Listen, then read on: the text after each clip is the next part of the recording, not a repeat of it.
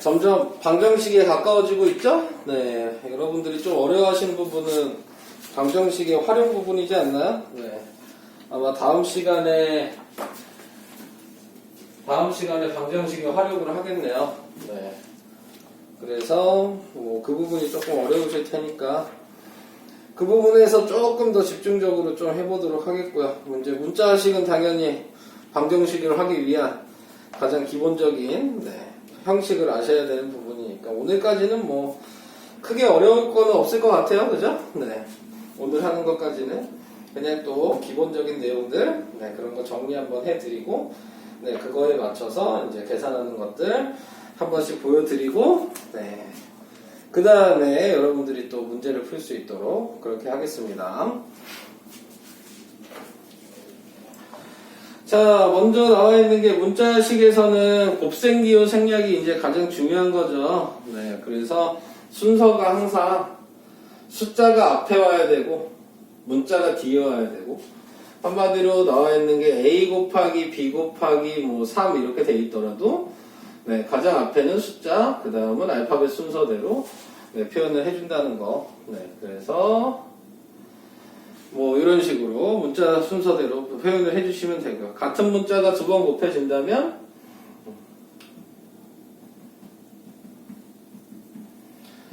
뭐 이런 식으로 곱해졌다면 그러면은 숫자 맨 앞에 쓰고 똑같은 문자는 거듭제곱으로 표시를 한다는 거. 이런 거 알아두셔야 될 것 같고요.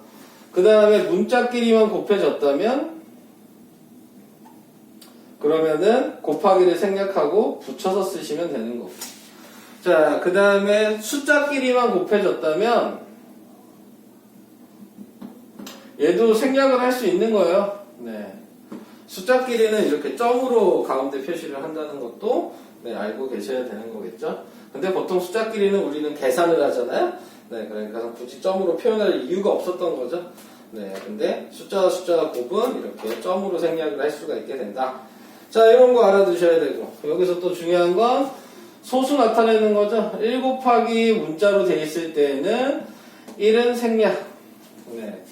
근데 자릿수를 나타낸 거는 생략할 수가 없는 거죠. 그러니까 얘를 0.a 이런 식으로는 쓸 수가 없게 된다라는 거. 왜냐면 그 자리를 나타내는 수는 항상 1로 표시를 해주셔야 되는 겁니다. 그래서 이런 것들 유의를 해주셔야 되고. 자, 그러니까 이게 0.1을 a라고 쓰는 거니까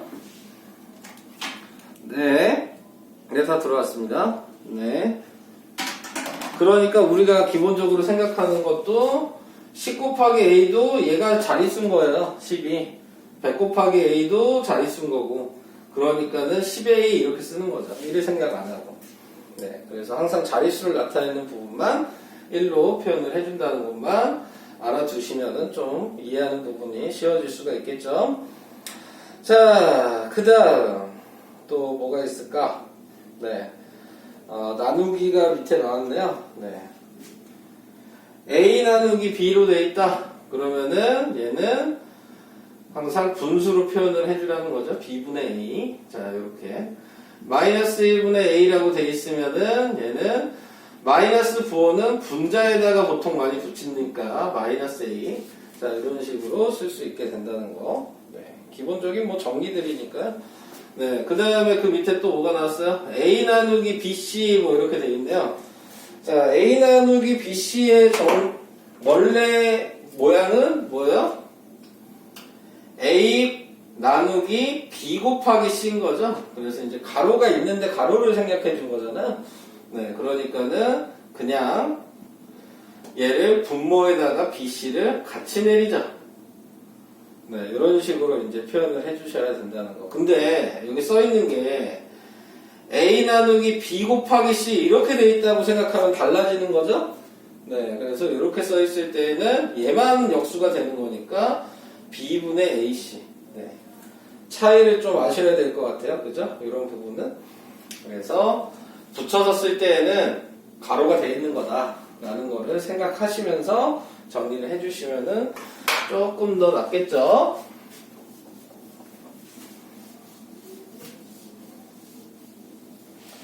자, 뭐, 요 정도가 44페이지에 왼쪽에 나와 있었던 내용이라고 생각하시면 되고, 그 다음에 이제, 오른쪽에 문자를 사용한 여러 가지씩, 뭐, 이렇게 나와 있는데, 첫 번째 나와 있는 게 비율. 네, 비율이라고 얘기하는 거는, 지금 나와 있는 게 X의 A%다. 라고 얘기를 하면은, X 곱하기 100분의 A라고 보통 이렇게 많이 쓰죠. 네, 그래서 퍼센트를 나타낼 때에는 근데 이렇게 쓰는 게 더 귀찮은 거예요. X 곱하기 0.01A 뭐 이런 식으로 쓰는 게 솔직히 좀 더 편하거든요. 소수로 쓸 때. 비율을 나타낼 때는 소수로 나타내는 게 좀 더 낫습니다. 네, 그래가지고 이런 방식으로 네, 나타내게 된다는 거. 요걸 아시면 이제 그 다음에 가격 이런 게 나오죠. 가격이 좀 중요하죠. 어려운 문제를 좀 많이 나오거든요. 뭐 예를 들어서 이런 것들 있잖아요. 원가, 정가, 할인가, 이익, 뭐 이런 것들. 네. 이런 것들이 이제 여러분들이 조금 어려워하는 내용들이니까 기본적으로 생각하면 원가를 내가 A다 라고 생각하고 정가를 내가 X다 라고 생각하면은 할인가라고 얘기하는 거는 방금 전에 나타내고 있는 걸 생각해보면 예를 들어 20%를 할인했다. 자, 라고 얘기하면 우리가 지불할 금액이 80%를 지불하는 거니까 정가에다가 0.8을 곱해 주시기만 하면 그러면 이제 할인가가 된다는 것 정도를 생각할 수 있겠죠. 그러면 이익은 뭐냐라고 얘기하면 이익은 지금 판매한 가격인 할인가에서 원가를 빼주면 그게 이익이 되는 거죠. 네. 그래서 이익을 쓰고 싶으면은 방금 전에 구한 0.8x에다가 원가인 a를 이렇게 빼주면 이익으로 표현할 수 있다. 정확하게 구분해 주시는 게 얘는 중요한 거니까요. 정가, 원가, 그 다음에 할인가, 이익. 네, 이렇게. 그래서 이런 거는 어려운 문제를 좀 많이 나오죠. 네.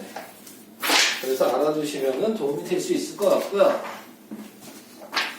다음.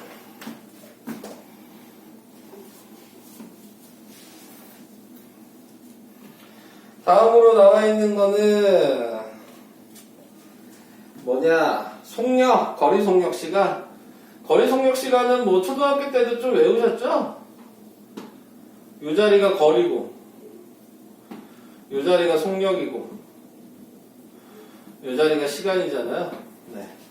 자, 이렇게 나타냈을 때 거리식이 뭐냐? 그러면 얘 가리고 이렇게 곱한 거니까 거리는 속력 곱하기 시간이고, 시간식이 뭐냐 그러면 얘를 가리면 분수라고 생각하시는 거죠? 나누기라고 생각하시면 되죠. 분수 모양이지만. 네, 그래서 시간은 속력분의 거리고, 당연히 속력은 뭐 여기 가리고 생각하시면 되니까 시간분의 거리고. 네, 이런 식으로 식을 외우시는 거 예전에 하셨죠? 네, 그래서 이런 방식으로 좀 외워주시면 도움이 될 거다라는 거 알아두셔야 되는데, 여기서 좀 중요한 게 있죠? 1차 방정식에서 사용하는 것들에 대한 기준이 있잖아요. 네, 활용 문제 같은 경우에. 그래서 그것도 잠깐 얘기하고 넘어가면, 미지수가 거리면 얘가 예를 들어 x야. 그러면은 식은 무조건 시간식으로 쓰셔야 돼요. 미지수가 x면 시간이 미지수야. 네, 그렇게 되면 식은 무조건 거리식으로 쓰는 겁니다. 그리고 나중에 뭐 배우시겠지만 속력식을 쓰는 문제는 딱 한 문제뿐이 없어요. 네, 속력식으로 계산하는 거는 그거는 그 기차 문제 있거든요. 네, 열차 문제. 네, 이 열차 문제만 중학교 1학년 때만 속력식으로 씁니다. 네, 중학교 2학년 때부터는 다시 거리식으로 쓰고. 네, 그래서 네, 열차 문제 말고는 속력식을 사용하는 문제는 앞으로 나오질 않을 거예요. 네, 그러니까는 그런 것들도 알아두시면 좋을 것 같고. 다음. 그 다음에 뭐야? 네, 농도. 농도는 자, 소금물에 또 여러분들이 가장 어려워하는 게 농도죠? 네, 이거 계산하는 방식. 자, 소금물의 농도는 소금물의 양분의 소금의 양 곱하기 100. 그리고 소금의 양식이 또 있죠? 소금의 양은 100분의 농도 곱하기 소금물의 양. 자, 여기서도 중요한 게 있죠? 네. 농도 문제에서는 이 농도식은 필요 없어요. 네. 문제를 푸실 때. 네. 농도식을 써서 계산할 일은 있긴 있거든요. 어려운 문제들이 좀 농도식을 많이 써요. 네, 계산을 하실 때. 근데 농도식은 안 쓰셔도 상관이 없는 겁니다. 네. 그러니까 모든 문제는 다 소금의 양식으로만 표현하셔도 돼요. 네. 모든 농도 문제는. 네. 그래서 위에 있는 식은 솔직히 이제 쓸 데가 없습니다. 네. 밑에 있는 식으로만 쓰면 되는데, 문제는 이제 뒤에 가서 풀면 알겠지만, 책에 이런 이제 난이도가 있는 문제집들? 네. 이런 것들은 다 농도식으로 설명을 해요. 네. 풀이다. 그거 보고 공부하시면 힘들어요. 네. 아셔야 되는 거. 네. 농도식을 보고 풀이를 그런 식으로 쓰려고 애를 쓰시면은, 그러면은 나중에 문제 풀기가 많이 힘듭니다. 네. 그러니까는 최대한 농도식을 안 쓴다고 생각하시고, 네. 소금의 양식을 쓰셔서 뭐 문제를 푼다고 생각하시면 조금 더 접근하는 게 농도 문제는 쉬워져요. 네. 그러니까 그거는 이제 아마 다음 시간이나 뭐 다다음 시간이나 계속 나오게 될 테니까 제가 이제 무슨 얘기 하는지 이제 좀 계속 설명을 해 드리겠죠? 네, 그래서 농도식은 필요 없다는 것만 알아두시면 되겠습니다.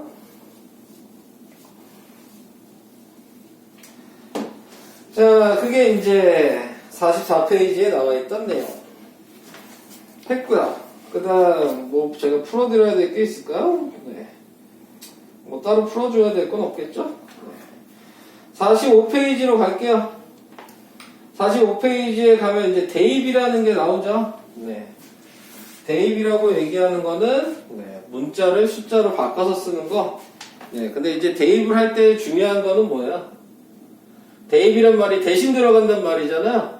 네. 그래서 대입을 할 때에는 가장 중요한 게 바꿔서 수를 쓰든 문자를 쓰든 했으면 무조건 가로를 쳐서 표현해 주셔야 된다는 거. 그것만 좀 지켜주시면 되죠. 네.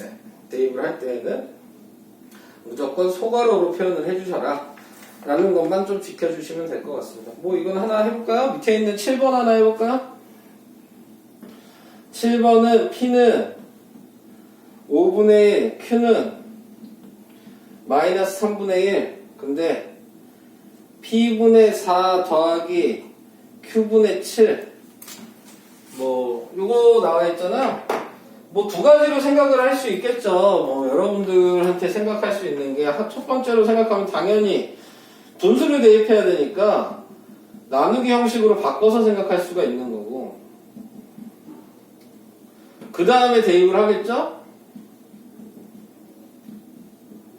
5분의 1 더하기 이렇게 써서 이제 역수를 해서 더하기, 그래서 20 마이너스 21이니까 마이너스 1. 뭐 이렇게 푸셔도 되는 거고, 근데 꼭 이렇게 풀 필요는 없죠. 이제 슬슬 이제 센스가 필요한 거잖아요. 잔머리를 조금 더 써주시면 굳이 얘를 먼저 이것만 보고 생각할 필요가 있는 게 아니고 얘를 P분의 1로 바꾸는 게 더 낫죠. 그러면 5가 될 거고, 얘도 Q분의 1로 바꾸는 게 낫죠. 마이너스 3이 되니까 그냥 여기다가 바로 대입하시면 되잖아요. 그러면 P분의 여기다 대입하면 안 되겠고, 여기다 바로 대입하시면 되겠죠. 그러면은 바로 4 곱하기 5가 될 거고, 얘는 바로 마이너스 21이 되니까 그러면 마이너스 1이 그냥 바로 나오죠. 그러니까 대입을 어떤 식으로 할지에 대한 거는 이제 여러분들이 이제 센스가 필요한 거잖아요. 네, 그래서 저런 방식으로 노란색 방식으로 하시든 빨간색 방식으로 보통 이 방식으로 하겠죠? 네, 하지만 대입은 편하게 하는 게 가장 중요한 겁니다. 그러니까는 이 방식도 제가 봤을 때 이게 더 나은 것 같죠. 네. 그래서 그런 식으로 좀 생각을 해주셔서 대입을 해주시면은 되는 거죠.